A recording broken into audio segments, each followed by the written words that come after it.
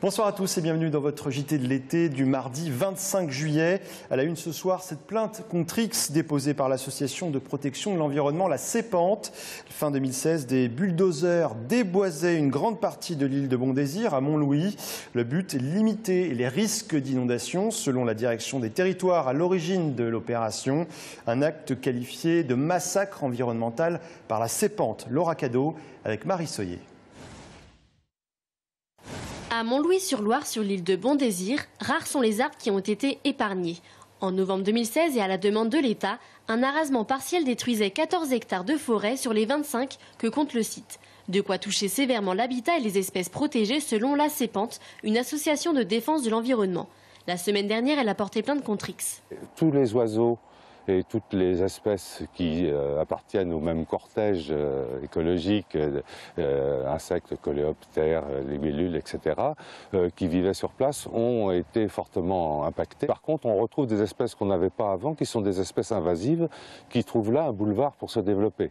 Pour justifier son action, la direction départementale des territoires estime que les forêts alluviales constituent un risque en cas d'inondation. En cause, l'élévation de la hauteur de l'eau, un argument que réfute l'association. Ces forêts ne nuisent pas à la population. Elles sont au contraire un auxiliaire contre les risques de crues, dans la mesure où elles freinent l'écoulement de l'eau. Pour l'heure, aucune mesure compensatoire n'a été mise en place, contrairement à ce que prévoit le Code de l'environnement selon la Sépente.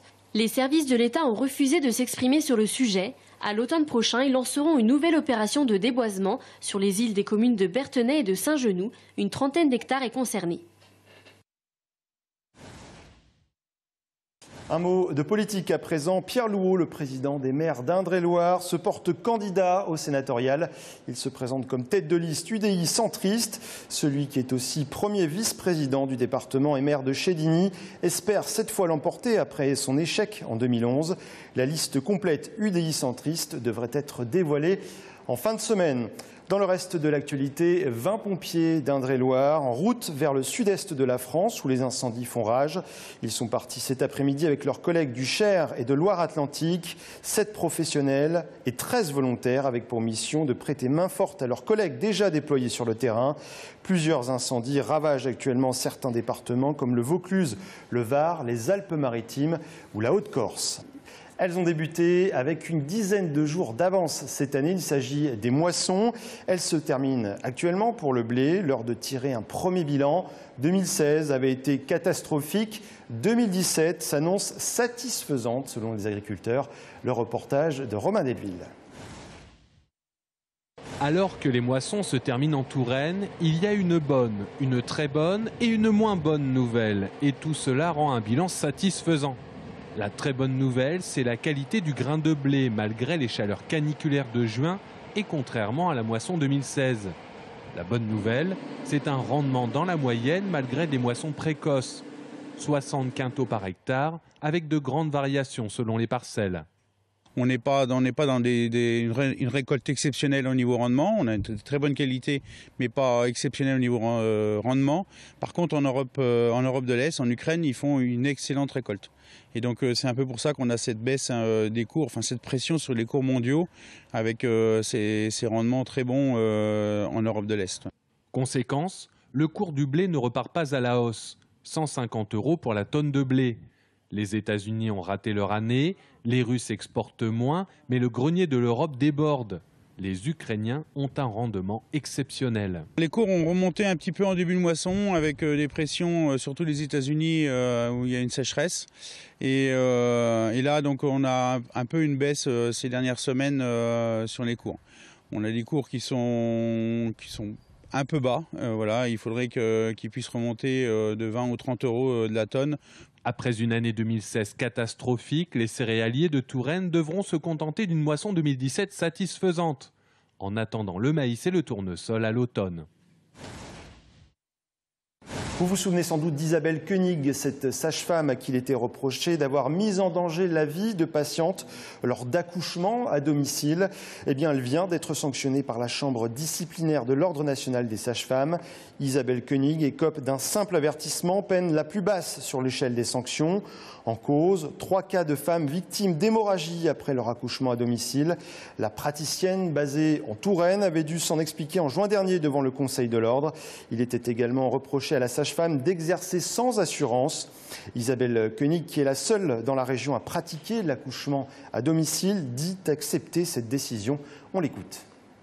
Oui, j'accepte cette sanction. Je suis sur un chemin d'une extrême exigence et que donc il y a des choses pour lesquelles je peux encore m'améliorer. Ça fait à peu près donc 2 ans que je les accompagne comme ça. Il y en a eu 75. Donc, il est dit qu'il n'y a pas de chasse aux sages-femmes qui pratiquent comme ça, mais réellement il y a vraiment des régions en France où c'est plus difficile d'y exercer de cette façon. Mon grand souhait, c'est de restaurer une communication, un partenariat avec l'hôpital.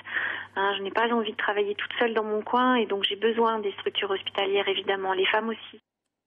On poursuit notre découverte des plans d'eau de Touraine avec aujourd'hui le lac de Chemillé-sur-Indrois. Situé à quelques kilomètres de Loches, il propose toutes sortes d'activités et notamment un parc d'acrobranche. L'endroit attire de nombreuses familles du département. Audrey Champigny.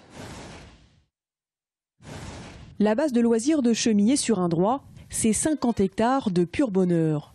On y vient en famille passer la journée. Pédalo, canoë, pétanque, château de sable et baignade dans le lac. On a nagé, on a sauté dans l'eau, on a nagé avec la bouée. D'autres embarquent à bord de leur camping-car et rejoignent les copains pour une après-midi de farniente. Il n'y a pas énormément de gens qui viennent, il n'y a pas énormément de circulation. Les gens viennent vraiment pour se détendre, donc ça permet de vraiment passer un moment au calme. C'est quoi le programme de la journée du coup? Le programme, c'est le pique-nique qu'on a fait à midi, repos, jouer ensemble et puis peut-être manger. La base de loisirs de Chemillé accueille en moyenne 50 000 personnes par an.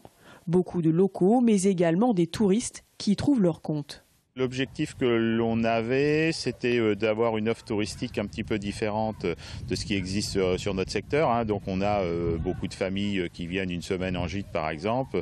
Bon, on s'est vite rendu compte que quand ils avaient fait le zoo de Beauval, 2-3 châteaux, il fallait trouver autre chose pour les jeunes et puis il fallait aussi quelque chose de gratuit parce que le budget avait déjà été pas mal entamé par les autres activités. Petite nouveauté cette année, un parc d'acrobranche. 5 parcours proposés et un filet trampoline de 500 mètres carrés pour des sensations uniques. Ouvert à Pâques, le site a déjà accueilli près de 2000 visiteurs en l'espace de 5 mois à peine. On a un parc de 100 baudriers et il se trouve que quand les 100 baudriers sont utilisés par les clients qui sont sur le site, eh bien on n'a plus de place pour des gens qui arrivent encore et on est sur un principe où on n'a pas de limite de temps.